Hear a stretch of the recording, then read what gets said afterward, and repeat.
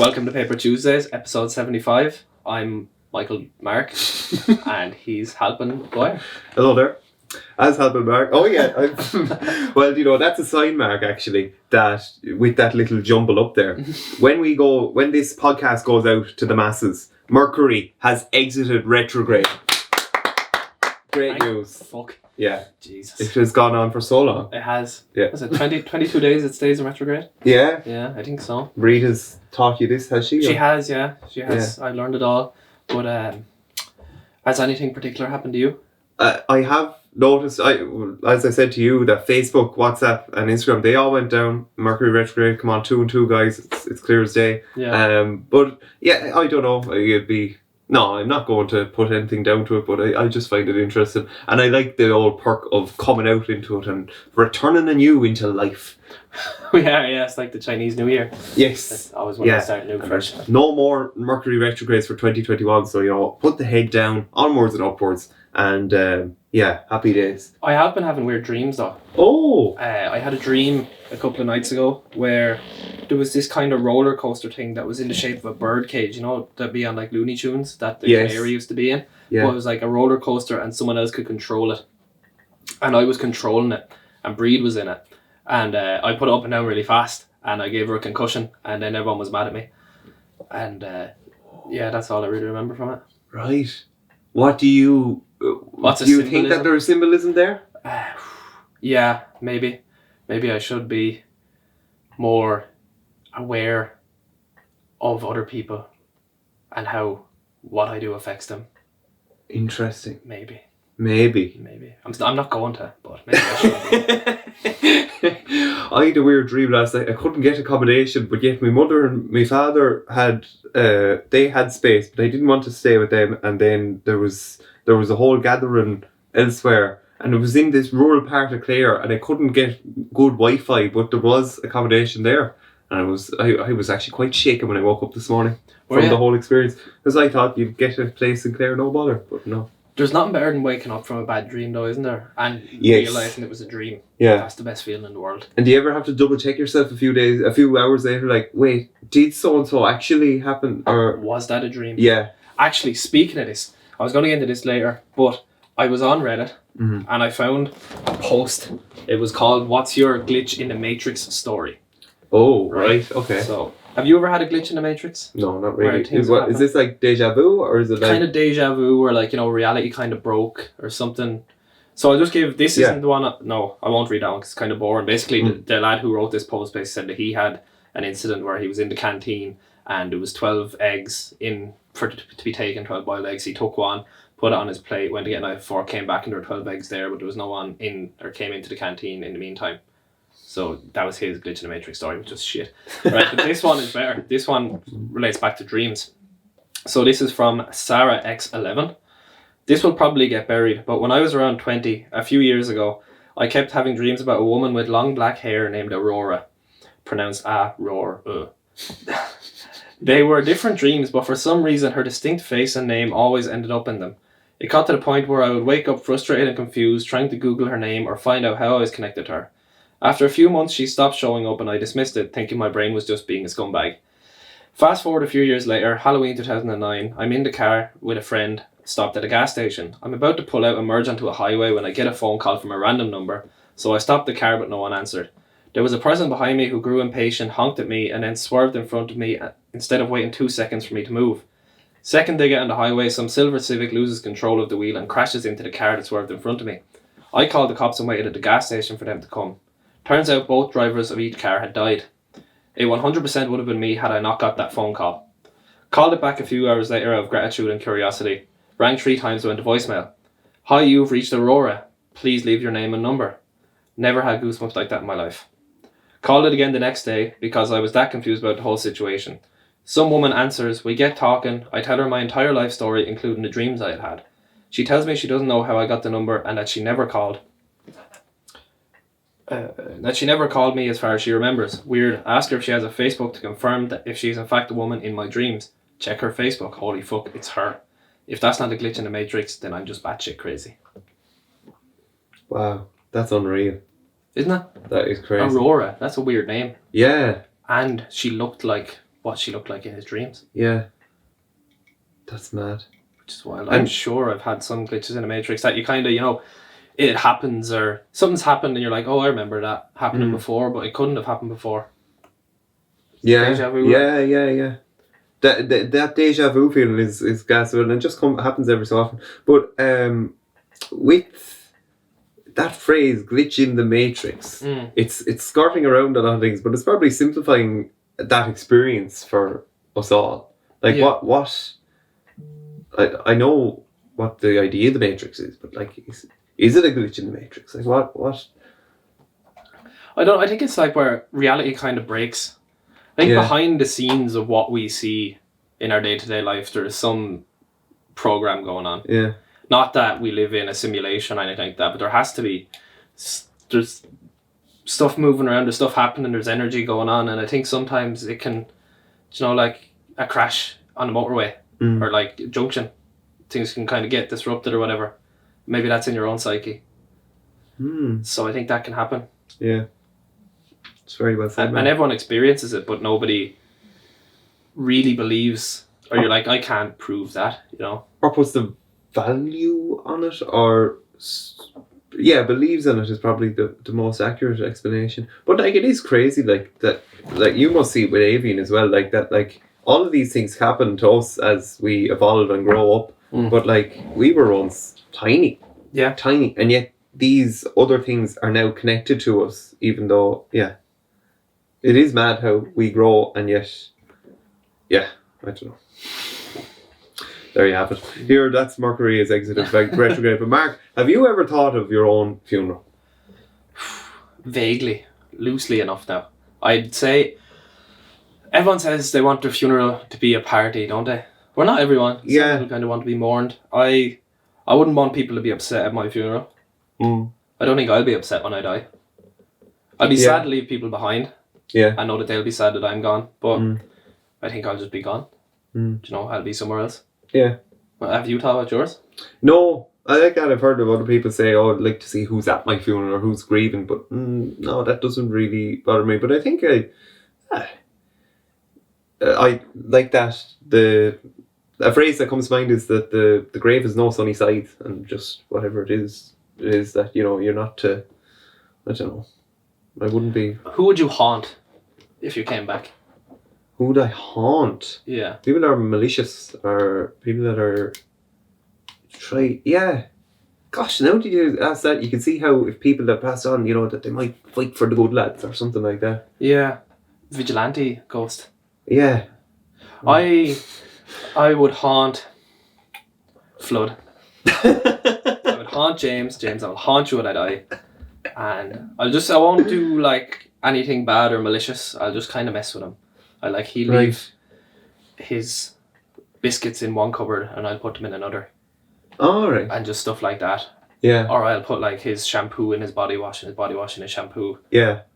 Stuff Good like idea. That. Yeah. I think someone's doing that with me. Here, the Kardashians have these thoughts, Mark. Oh, because thoughts?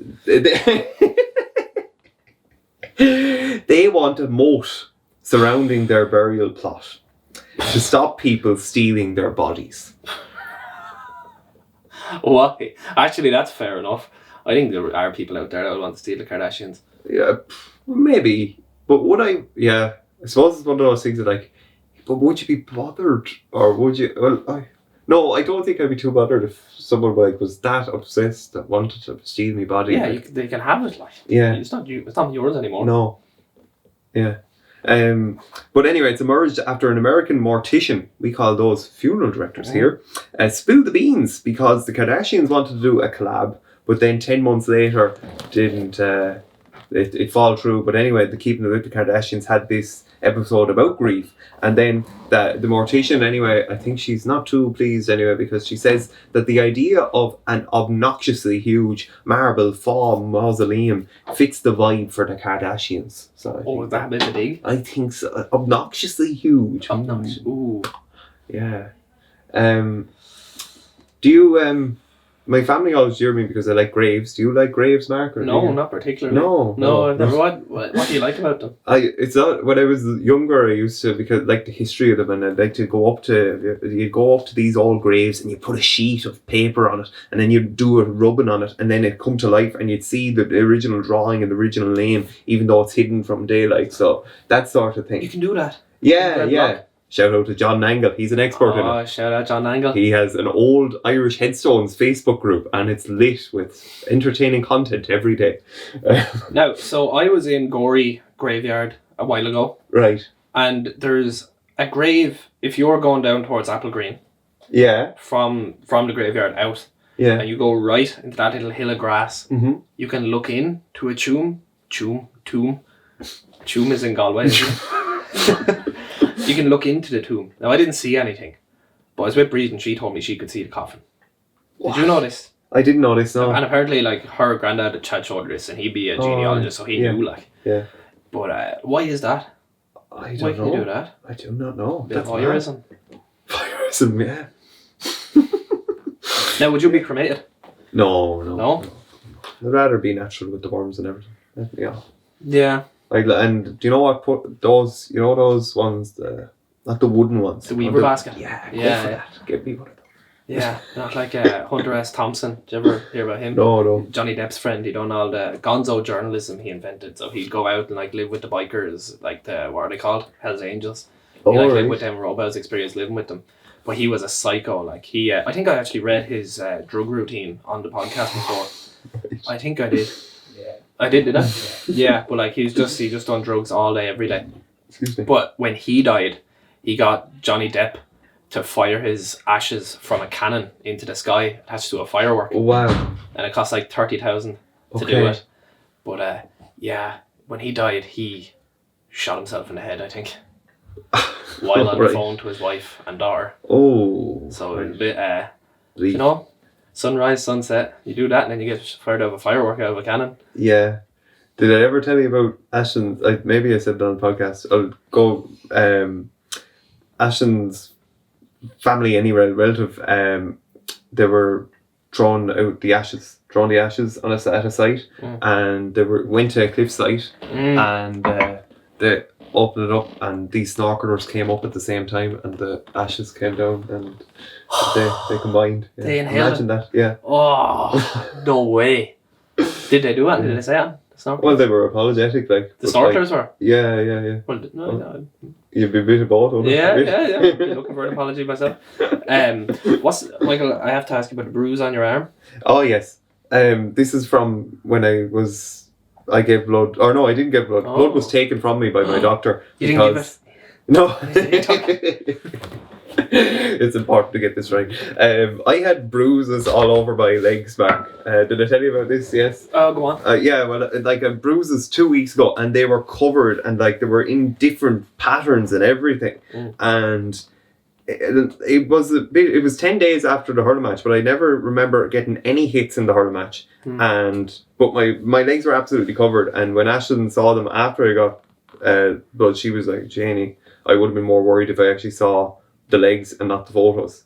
But anyway, I got bloods taken. Most of them were fine. I have to go back for one to ensure the completeness. I'm very happy with my doctor, Dr. Murphy. Shout out Dr. Murphy.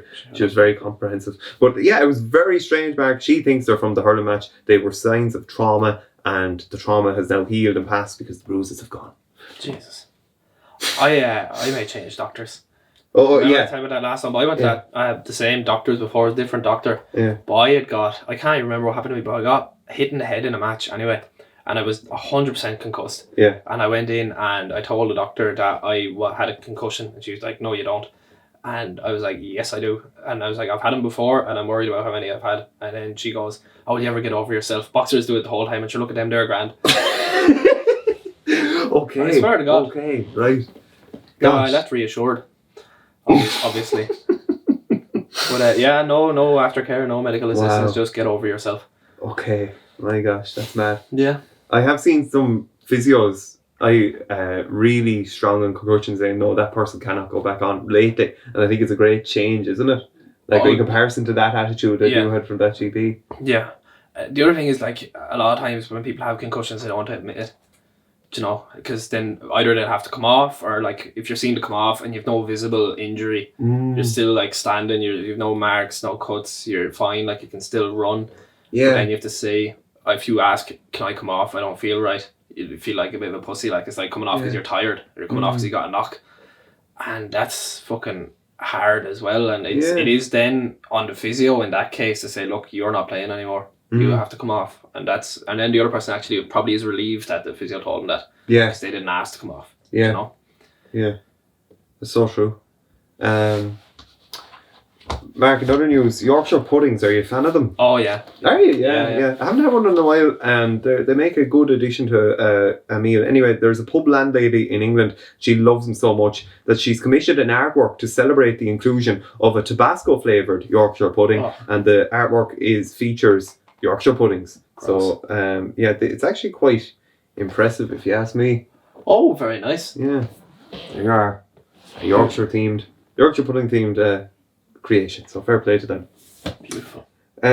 Sometimes one doesn't really have a winning match, Mark, and that was the case for a young British couple. They got the winning match alert on their national lottery app over in the UK for the Euro Millions jackpot, a whopping £182 million. But they discovered that their direct debit of £2.50 each week hadn't gone through, and they didn't win. Oh my god. Holy shit. And was that the only week it didn't go through?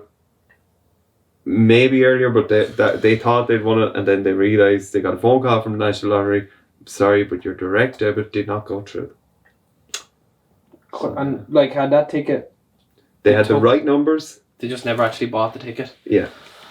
And they had the same numbers, and instead the jackpot was won in Switzerland. And anyway, they've revealed their hardship on Instagram, and a lot of very sad, evocative images of the two couples arms in arms, and we just don't have it now. We don't have the jackpot. Sure, maybe it's a blessing in disguise, isn't it? Sure, one could have got kidnapped or something. That's the way to look at it. Absolutely. And the other news, Mark. There's this 29-year-old Mark, and she's celebrating her life transformation. She's an OnlyFans model, and thanks to OnlyFans, she says she's built a better life for her and her daughter. Yes, Ava Grace. She was homeless at 16, and she says she never really had family. And she says she works 18-hour days, and it's not an easy gig, this OnlyFans. 18 hours. How? I don't know. Although, maybe she uses that mat that you have. The acupressure mat. Yeah, I'm sure it's a different kind of pressure. And anyway, she's actually, Mark, is one of... How many OnlyFans millionaires do you think there are? 100. 300. 300? Yeah. Jesus. It's remarkable, isn't it? And obviously, they're all delighted that the OnlyFans made a backflip on their decision to ban explicit content. So yeah, they're preserving that. That was a silly decision. For else, it was a fur like. Yeah. It's I don't know. Has she made a better life for her and her daughter? Maybe her. Just imagine your mammy. You go to school. Yeah. Any of your classmates go and see your fanny anytime they want. There you have it. That's pretty stark, all right. Yeah. That's the hard truth of it, lads. Yeah. Sorry. It is. Mark, in India, a man has got a double life sentence. I didn't actually know there was such a thing. Right. Double life sentence for killing his wealthy wife with snakes. Yeah.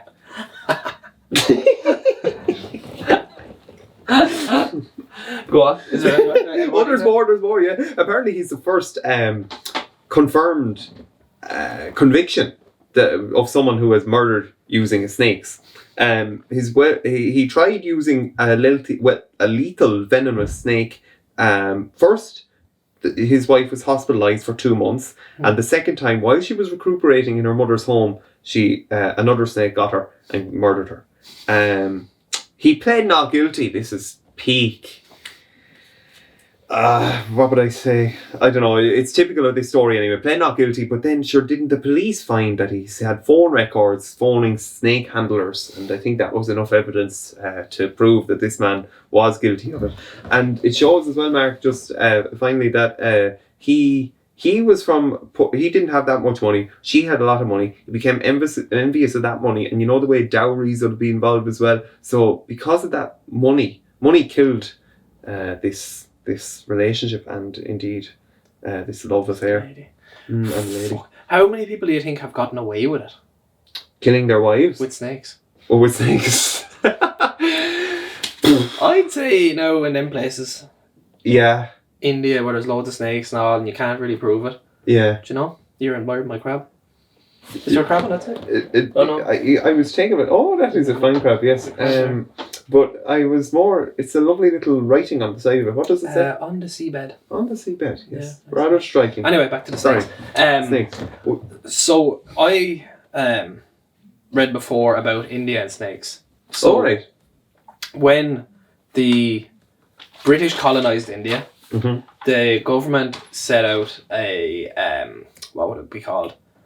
Kind of like a game license for Indians to hunt the snakes. So they paid Indians for bringing in snake hides because the snakes were killing the British as well. So what the Indians started doing was breeding snakes and killing them and bringing them in. So then they outlawed that. They outlawed killing the snakes. So then the snakes took over even more because they were breeding them, and now you're not allowed to kill them either. So the British are sure fucking idiots throughout history. Speaking of which, on a contrast side note, I saw an Instagram post lately that said that the Irish language comes from a deeper place because the Béarla, the Irish word for English, Béarla linked to Béal, coming from the mouth, and this idea that our English is not our mother tongue as such, and that it revealed to me then maybe that it might be time to look at our Irish language again. I will certainly have a look at it, but it explains as well for me why I have such an obsession with some Irish words. There are some words that really ring out, like fitafucha. I love that word. What's that? It means interwoven. Ooh. And it's onomatopoeia, I suppose, in that the words kind of invoke that feeling. You can almost feel the two the lines of thread spinning together. Yeah, that's very nice. Any other ones? No. Well, Mishnach. I've always liked Mishnach, and that's courage. And actually, we'll have a guest on who's into Celtic imagery, and he has a lot of interest in these words, and more on that to come. Watch this space. Ryan Holiday has a new book on courage. Yes, actually. I have it. Courage is the key or something. Yeah. Is the calling maybe? Or courage, key maybe? Courage is calling. Right. Is the name of it. It's very good. I've read maybe the first 50 pages or so. What have you taken from it? It's just kind of addresses fear, teaches you how to deal with fear and to break it down logically rather than letting it overtake you. And there's like loads of tips on counting the enemy. Instead, there was a story about Ulysses S. Grant was traveling across America on a cart, him and some other lad, and it was during the what's it called, the Civil War or whatever. And he was on the side of like freeing slaves or whatever. And he was in this cart, and like wolves were a big problem back then. So him and the other lad heard a load of wolves howling. They thought like, this is the end of us. And they were trying to estimate it. And he was talking to the other lad, and he's like, how many wolves do you think were out there to him trying to be brave? And he's like, I don't know, probably about 20. He said he was underplaying it, trying to calm the other lad down. But the two of them, like, their hearts were racing, hearts were beating. Then eventually they came closer to the wolves, and there was only two of them. So then the wolves actually ran away when they saw the horse and carts and them. So he says that fear, when you let fear be this unknown thing in the distance, it's way bigger than it actually is when you look it in the face or meet it. So we suffer more in imagination than we do reality. Yeah. So, and that's one of the first stories in it, which I found very good. Yeah, it's a very striking one, and it bolsters the credibility of Tim Ferriss's approach to fear setting, which you've mentioned before. That it's a very good technique. Yeah. Fears.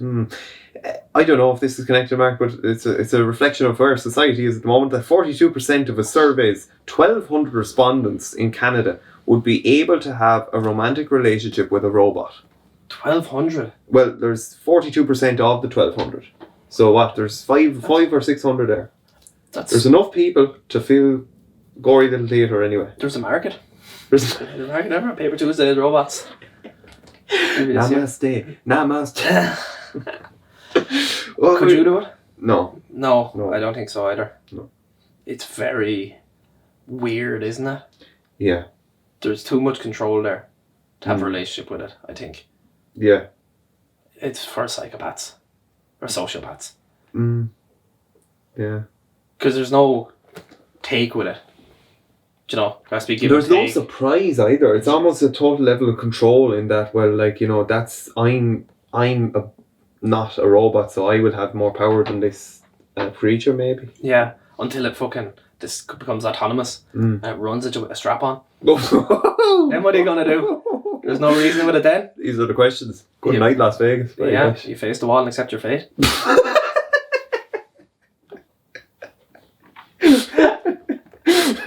I want to move on, Mark. Do you know what? I'm going to move on because it makes it even funnier. We're going to move from strap-ons to Aidan Doyle. Shout out to Aidan Doyle of Pettits, who has moved from Gorey to Bray after 34 years. Aidan Doyle.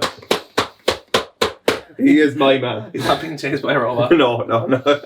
He's being chased by goals and ambition. And do you know what? That man worked so hard. And it's no wonder that he was on the wall of that Pettits. It's an iconic feature. You know, the red hair? No. I didn't know the red hair. I don't know. No, you do, Mark. You know Lawrence Murphy's cafe on Main Street? Yeah. So then on the wall opposite that, there's always a man there. We've got such great value. Yeah. He's an iconic image there. So that man is gone to Bray. That's the new shop in Bray, isn't it? Yeah, I was there, Mark, and do you know what? It's top class. And do you know, Pettits has rebranded and remolded itself in the last few years for an iconic Wexford business. And if they want to sponsor us, sign into our DMs. Yeah. And Why not? Why not? But I tell you what, they have a bakery and it's just top class. They're top drawer now, and the Bray shop is highly recommended. Ooh, very nice.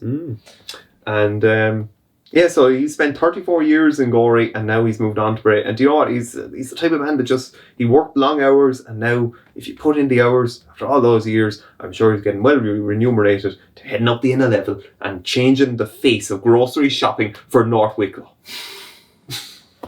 Beautiful. We get no commission for that. Just back to my previous topic of willies and stuff. Oh, yes. So, I don't know if you've experienced this or if any of the listeners have experienced this, but have you ever put your finger as hard as you can into your belly button? No. Right, well, if you do it, and I hope the people listening do this as well. So what I want you to do it with us, is guys. take your index finger, stick it into your belly button, get in there good and deep, and then push as hard as you can. I hear your stomach gurgling. It's not gurgling. You get a sharp pain down through your penis. I just got it there because I didn't push too hard, but I definitely felt it. And I done it, I'd say I was a child when I did it the first time, and I always knew about it, but I never brought it up with anyone, just because I thought everyone knew, and because you don't really bring it up with people. But Breed tried to shove her finger in my belly button recently, and I freaked out, and I had to explain this to her, and she told me it wasn't true. She didn't believe me, so it led me to a Google search, and I have the diagnosis for it. So, your umbilicus belly button is innervated by the T10 detrimone, a branch of sympathetic nerve trunk. The uterus, cervix, and testicles are innervated by this branch, while the penis is innervated by T11. When stimuli are pretty close to each other, it's quite possible that they could mix up and give confused signals. This is also the reason why people have heart attacks. When people have heart attacks, they'll sometimes feel pain in their neck or shoulder. In this case, the phenomenon is called referred pain. Wow. So it's referred pain. If I push my belly button in, my body actually thinks it's in my penis. If I not my finger, the pain. So the pain of me pushing really hard my belly button into my abdominals. Yeah. Is referred pain. Is what I'm feeling in my penis. Okay. We're going to have to pause this conversation now. Change the back. I'm going to have to think about this, Mark. Alright. I've done that there now, Mark. And I don't have the pain in the penis, but I have the pain, like, around me gut anyway. Well, yeah, so there's pain created from putting the pressure there. Yeah. So, yeah, that is interesting. Do you know, actually, now that we're on nerves, I'm going to let off a bit of steam, Mark, here right now. And, Ashen has this obsession with popping my spots. Yes. And when she pops the spots, sometimes, especially on one half of my nose, my legs will go crazy. No way. Yeah. And she will say, you're overreacting. I didn't even touch it. Yeah. And I don't care. It's a nervous reaction to whatever part of me she's touching or whatever. So you can't control your legs, you just shoot out. Now, Yeah. Yeah. But I kind of go with it now at the same time. Like, I'm not saying, legs, stop, don't do that. I'm letting the legs want to move, let the legs move, right, next spot, you know? Yeah. You just go with it. Yeah. It's like a reflex. Yes. To pain. Yes. Yes. But the same thing is going on here, I think. Yeah. In that we're seeing... No, my penis doesn't shoot up like that. No. No, it doesn't. No. That'd be specified as a kink, I suppose, if you were to put my belly button in and it was to shoot up. Yeah. Yeah. Why did Breed stick her finger in your belly button? I don't know. It's just investigative work, I suppose. Suppose so. See what happened. I'm going to pierce it. I'm going to get pierced and put something in there just to stop a blockage. Again. Yeah, a blockage. No entry. What you're saying though about deferred pain. So when I get that bicep tattooed, I got fierce pain on the left side of my head. Wow. For the entire thing. It was like just pulsing on the left side of my head. Yeah. From the nerve ends in there. That's mad. Mm-hmm. Interesting. So, Halloween is coming up, Michael. It is. And in the lead up to it, I've been researching some kind of creepy stuff on the internet. Okay. And so this it's not really Halloween, but it's kind of creepy. So this post was, parents of Reddit, what is the creepiest thing your young child has ever said to you? Oh. So the first comment here is, I was tucking in my two-year-old son. He said, "Goodbye, Dad." I said, "No, we say goodnight." He said, "I know, but this time it's goodbye." I had to check on him a few times to make sure he was still there. But it was fine the next day. Apparently so. Janie, it would give you a rush, though, wouldn't it? Yeah. Oh, right. Yeah, this time it's goodbye. Okay. The fuck. Next comment. While changing my daughter in front of an open closet door, she kept looking around and laughing. I asked her what was so funny. She said, "The man." To which I replied, "What man?" She then pointed at the closet and said, "The man with the snake neck." I turned around and nothing was there. I'm afraid to look into the history of my house to see if anyone has hung themselves in the closet. At least she wasn't scared. Ooh. They're in Johnny Fox. Oh, I'm going to go for it. Yeah. In Johnny Fox's pub, there might be. They have instances where young children are able to see things that might be there. So like they'll say, "Oh, I was playing with the woman down at the end of the corridor and there's no one there." But there's been more than one child has had that. With a woman. It's either a woman or man. There's definitely a story anyway of frequent occurrences of this sort of behaviour. It'd give you the chills, wouldn't it? Maybe children can see stuff we can't. Yeah, maybe. Imagination is looser, the subconscious is, yeah. Yeah, it's not as closed off. Now they say, like, we narrow in as we get older. Yeah. And that we're more freer in our interpretations when we're younger. Yeah. So the next one is not to me, but to his grandmother. He was cuddling with her and being very sweet. He was about 3 at the time. He takes her face in his hands and brings his face closer to hers and then tells her that she's very old and will die soon. And then he makes a point of looking at the clock. Gee, a 3-year-old. Wow. A 3-year-old daughter. That's mad. That is mad. My 3-year-old daughter stood next to her newborn brother and looked at him for a while and then turned to me and said, "Daddy, it's a monster. We should bury it." Oh. I think that was about me and Shane, actually. I was on a bus recently and we were stopped outside a walk-in clinic. A little girl in the front seat in front of me turned to her dad and said, "Death is the poor man's doctor." And that was that. Whoa. And then edit, I've never realised this was an Irish proverb. Context, I'm Irish. Wow. That's mad. Weird, isn't it? That is mad. I jokingly asked, "What's the best way to get a girlfriend?" My 7-year-old's response, "Tell her to be my girlfriend or she'll never see her parents again." I love it. I asked my child, "Why are you crying?" He says, "Bad man." I said, "What bad man?" He said, "There." Points behind me at a dark corner of the room. Ooh. Lamp On the bookshelf next to said darkened corner falls off as soon as I turn to look. He slept in our bed that night. Ooh. I like this one. Yeah. Right, so this sort of relates. It still makes me laugh hysterically. My childhood friend recently found his journal from when he was about 6 or 7. One entry said something along the lines of, "Sometimes mommy gardens, sometimes daddy works inside the house. When daddy thinks I'm with mommy and mommy thinks I'm with daddy, sometimes I like to go into the neighbour's garage and play with their dangerous tools." That's gas. Yeah. So that's that from Reddit. Well, fantastic. Yeah. Something occurred last night. Oh yes, I think it's time for Parishioner of the Week. Yeah. And this is the one, the only, Keen Savage, Blub. Shout out. I wasn't at the match, Mark was a part of the match, and do you know what Keen Savage gets? Man of the match. He gets, No, he didn't. he gets Parishioner of the Week because he experienced a lot of emotion in Castletown at a Junior B football game, which they've won 4-10 to 10 points.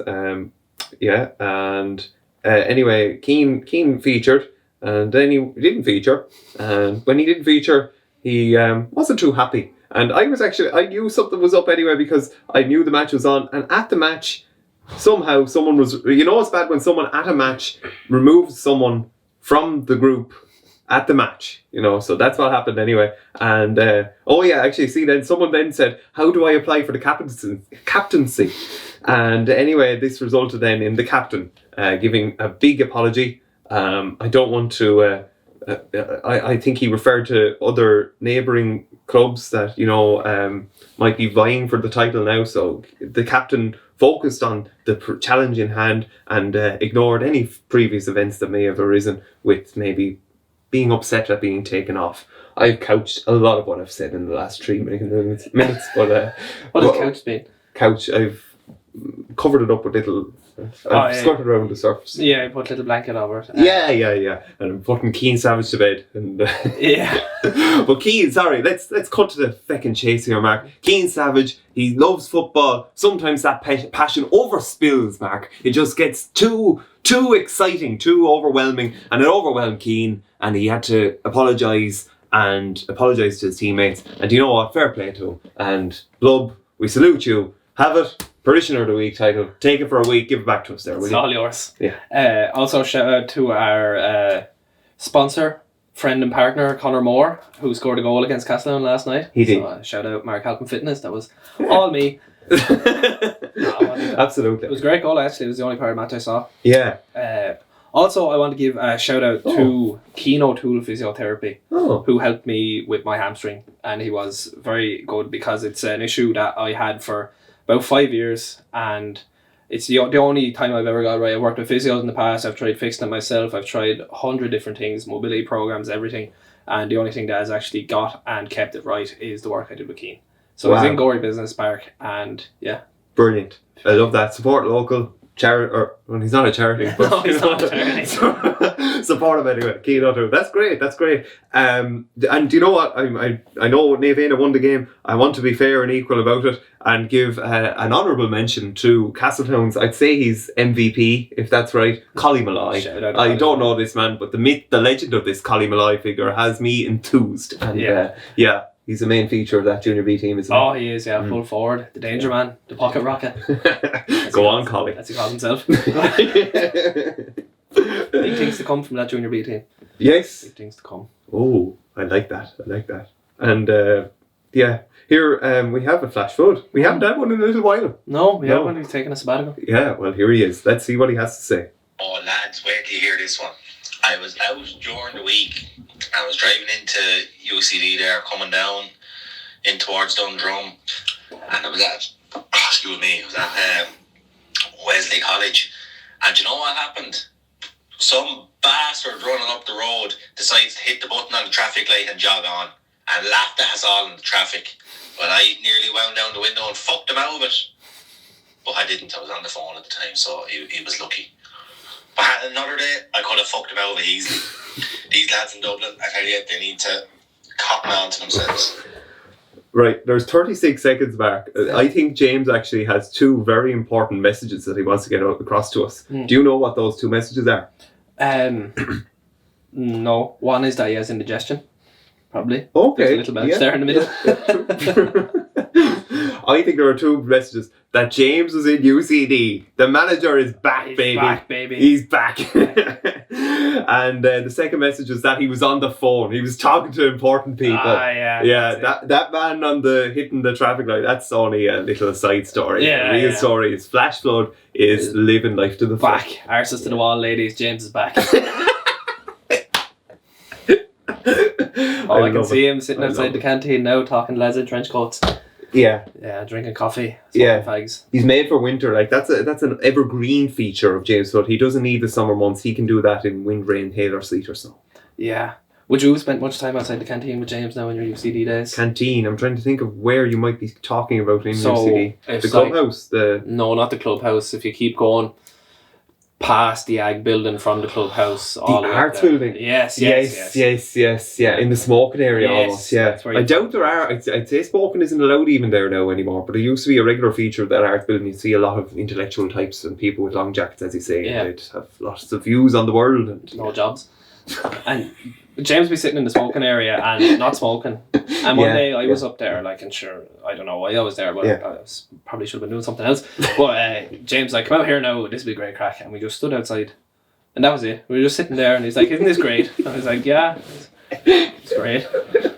UCD is some place as well for that, because that area, I don't think there's as much concrete in that area in anywhere else in the world. It's crazy. It's concrete everywhere. And it's like peak 1970s architecture or something, yeah. Yeah, it's so grey and dull. Yeah. Like, ugh, God, I hate it. Yeah, it's mad, isn't it? Would you go back? Would I go back? If I went back, I'd want to run the place. Yeah. Is there a Lord Mayor of UCD? No, we had Old Man Belfield. I think that was. Yeah. He's gone to his grave. R.I.P. R.I.P.